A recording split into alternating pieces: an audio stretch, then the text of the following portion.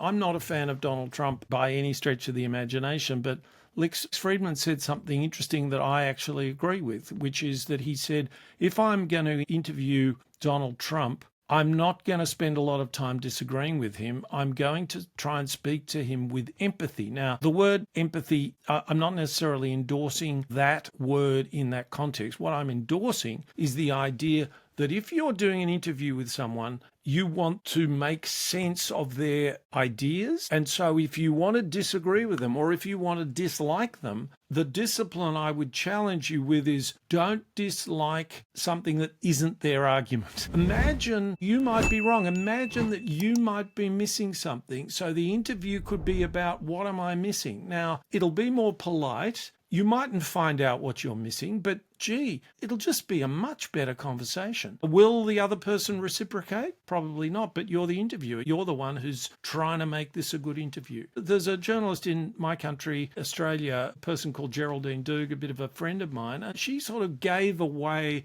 the news style aggro interview a long time ago, but she's quite tough, she'll creep up on you. Another friend of mine, another Australian journalist, Annabelle Crabb, she runs a program called Kitchen Cabinet. And what does she do? She brings a picnic hamper and she comes and talks to senior politicians. It's a nice friendly conversation. But laced into the conversation is she's a journalist. She's not a fluff kind of person. She's gently getting out of them far more than all the aggro. Usually that's low information. Sometimes it can be useful. An awful lot of the time, it's really low information stuff. So there you are. There's a bunch of examples of how you can take what looks like a disagreement and turn it into a really good conversation.